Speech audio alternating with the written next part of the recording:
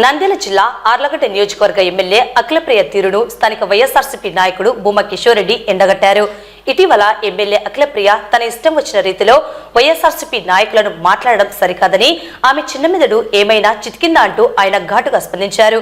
ఈ మేరకు స్థానిక కార్యాలయంలో భూమా కిషోర్ రెడ్డి మీడియా సమావేశం నిర్వహించి ఎమ్మెల్యే అఖిలప్రియపై తీవ్ర స్థాయిలో ఆగ్రహం వ్యక్తం చేశారు. అధికారంలో ఉన్నవారు రైతులకు సాగునీటిని అందించాల్సి ఉండగా వైఎస్ఆర్సీపీ నాయకులు గాడిదలు కాస్తున్నారా అంటూ వ్యాఖ్యానించడం సరికాదని అన్నారు. 16వ బ్లాక్ వద్దకు వెళ్లిన ఎమ్మెల్యే అఖిలప్రియ వైఎస్ఆర్సీపీ నాయకులపై నోరు చేసుకోవడం పట్ల భూమా కిషోర్ రెడ్డి తీవ్ర స్థాయిలో విమర్శించారు. ఒక 2 days ముందు మన ఆర్లగడ్డ ఎమ్మెల్యే అఖిలప్రియ గారు ఆర్లగడ్డకు రావడం జరిగింది. చాలా రోజుల తర్వాత వచ్చి రాగానే రైతులకి నీళ్లు అందట్లేదు, కేసీ కెనాల్ నీళ్లు రావట్లేదు, వైసీపీ నాయకులు ఏమైనా గాడిదలు కాస్తున్నారని మాట్లాడుతుంది. నాకు చిన్న డౌట్, ఆమెకి ఏమైనా చిన్న మెదడు ఏమైనా చితిలిపోయిందా? ఏమైనా కొంచెం అధికారంలో ఉండేది ఎవరు? ఏం మాట్లాడుతున్నా? నాకేమైనా పిచ్చి పట్టిందా? నువ్వు ఎమ్మెల్యే అయ్యి ఉండి ఒక పక్క నువ్వే చెప్తున్నావు నీళ్ళు రావట్లేదంటే ఎవరు దీనికి పనికిరాని వాళ్ళ కిందికి లెక్క? నువ్వే కదా చేయాల్సింది. లక్షల జీతాలు దొబ్బుతున్నారు, మళ్ళీ గాడిదలు కాయడాక నువ్వా గాడిదలు కాసేది మేమా? మాకు అర్థం కావట్లే. నువ్వు చేయాల్సిన పని ఏంటి? ప్రజలకు నీళ్ళు అందుతున్నాయా లేదా అనేది నీ పని. అది ఒక పక్క ఏమన్నా మాట్లాడితే అప్పుడే తొందర ఎందుకు, సంవత్సరం ఉన్న టైం ఇస్తే వాళ్ళు ఏదో చేస్తారు, ఎలగబెడతారని చెప్పి అంటున్నారు అందరూ. సరే కానీ అని మేము కూడా నోరు మూసుకున్నాం. నీకు ఆగట్లేదే, వచ్చి మా మీద పడుతున్నాం. వస్తారు ప్రెస్ మీట్లు పెడతాం అంటే ఇంకా వైసీపీ నాయకులు అంటే ఇప్పుడు ప్రెస్ మీట్ల ద్వారా ప్రజల మాటలు మేము వినిపించడం తప్ప ప్రతి ఒక్క దానికి నీ ఎంటబడి ఏదోటి గీకుతూ ఉండాలన్నా మేమేమన్నా? ఈరోజు కూడా నీళ్ళు వచ్చినాయి నేను సంబరపడతాం. నీళ్ళు ఏడొచ్చినాయి తల్లి, నీ కంటికి నీళ్ళు ఏడ కనపడుతున్నాయి మాకు అర్థం కావట్లేదు. అర్ధడుగు నీళ్లు లేవు. ఒక పక్క సిరివెల్లలో రైతులు చుడిపో ఆత్మహత్యలు చేశారని ఏమంటున్నారు. ఇంత దిక్కుమాలిన పరిస్థితికి ఆర్లగడ్డను తీసుకొచ్చినారు. ఇంకా ఒక పక్క ఇవన్నీ ఒక ఎత్తు అయితే అసలు నాకు అర్థం కావట్లే. అవినీతికి పరాకాష్టే నువ్వు. ఈరోజు ఆర్లగడ్డలో ఎంతమంది ప్రజలు ఇబ్బంది పడుతున్నారు. ఒక పక్క నువ్వు లేఅవుట్ వేసి అమ్మిన లేఅవుట్ దెబ్బకి ఎంతమంది ఇబ్బంది పడుతున్నారు. నువ్వు అంటే అసెంబ్లీలో టైం దొరికితే ఆర్లగడ్డ ప్రజల గురించి మాట్లాడమంటే ఆ శిల్పా లేఅవుట్ ఆ శిల్పా లేఅవుట్ ఎప్పుడో ఆయన అమ్మేసి దొబ్బేసినాడు. ఆయన లేడు ఇప్పుడు.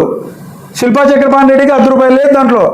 ప్రజలు కొనుక్కున్నారు. మా సామాన్య ప్రజలు ఏడుస్తున్నారు. ఒక పక్క వచ్చి మీరేమో రిజిస్ట్రేషన్లు మమ్మల్ని మాకు చెప్పకుండా రిజిస్ట్రేషన్లు చేయకూడదంట.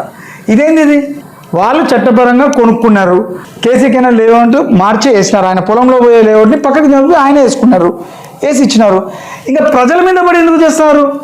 సరే శిల్పా లేఅవుట్ గురించి ఈరోజు మాట్లాడుతున్నావే, గత 5 సంవత్సరాల్లో ఆయన లేఅవుట్ వేసి అమ్మేటప్పుడు ఎందుకు మాట్లాడలేదు? ఈరోజు సామాన్య ప్రజలు దాంట్లో ఉన్నారు. చక్రపాణి రెడ్డి గారు లేరు. సామాన్య ప్రజలు ఇబ్బంది పడుతున్నారు. రూపాయి కూడబెట్టుకొని కొనుక్కున్నారు. దాంట్లో చేతనైతే మంచి చేయండి. అమ్మఒడి రాలా, మహిళలను మోసం చేసినారు. మీ ప్రభుత్వం కేవలం ఓట్ల కోసం మోసం చేసి ఈరోజు ఓట్లు ఎక్కించుకున్నారు ప్రజల దగ్గర. ఒక్క పనన్నా చేసినారా? 16వ బ్లాక్లో అందరు రైతులు ధర్నా చేయడానికి ఈరోజు సిరివెల్ల, గోవిందపల్లె ఈ రైతులందరూ కూడా సస్తామని చెప్పి ఈరోజు చెప్పే పరిస్థితికి వచ్చినారు. ప్రతి ఒక్క దానికి ఏదో ఒకటి క్రియేట్ చేయడం, బురద చల్లడం, పోవడం. నువ్వు చేయాల్సింది ఏంది? ఈరోజు నీ తమ్ముడు డైరెక్ట్గా చెప్తున్నాడు అధికారులు పని చేయట్లేదు, నీళ్లు లేవు, గతి లేదని. ప్రభుత్వం పనికిమాల ప్రభుత్వము పని చేయట్లేదు, ఏం చేయట్లేదని డైరెక్ట్గా మీరే చెప్తున్నారు. అంటే మీ కూటమి ప్రభుత్వం ఒక పనికిమాల ప్రభుత్వం అని మీరే ఒప్పుకుంటున్నప్పుడు ఇంకా ఎందుకు మీరు ఇంకా అధికారంలో ఉండేది? అంటే మీరు చెప్తున్నట్టే కదా చంద్రబాబు నాయుడు గాడిదలు కాస్తున్నాడు, ఆయన లోకేష్ గారు గాడిదలు కాస్తున్నారు అందరని. రైతుల గురించి గింజుకుంటున్నారే.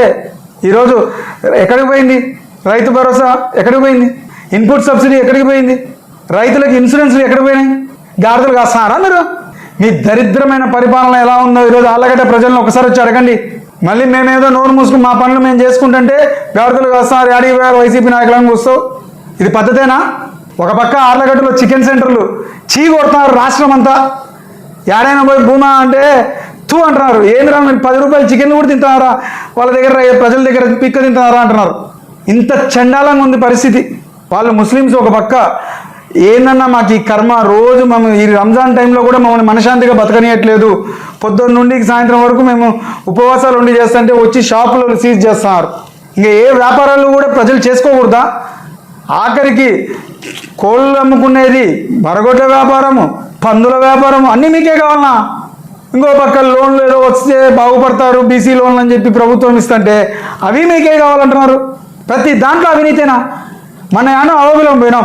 ఆఖరికి బిచ్చగాళ్ళు వచ్చి చెప్తున్నారు మా దాంట్లో కూడా వాటా అడుగుతారన్న వాళ్ళు వచ్చాయని చెప్పి. చిల్లర ఆఖరికి వాళ్ళు 1000 రూపాయలు సంపాదిస్తే 800 వాళ్ళకి ఇవ్వాలంటే 200 మీకు కూలీ అంటున్నారంట బిచ్చగాళ్ళకు కూడా.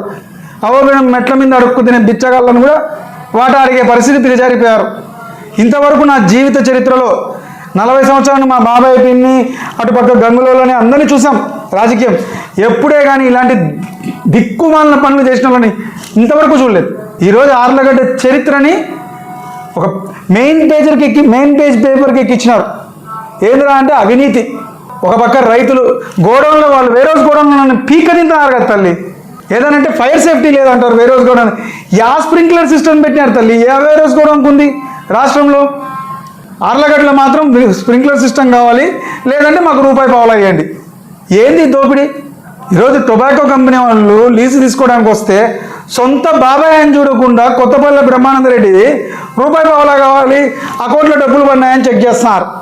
ఇంకా ఎవరిదో ఎందుకులే, సొంత బాబాయే కదా, మీ తెలుగుదేశం నాయకుడే, ఆయననే కూడా వదిలిపెట్టలేదు కదా.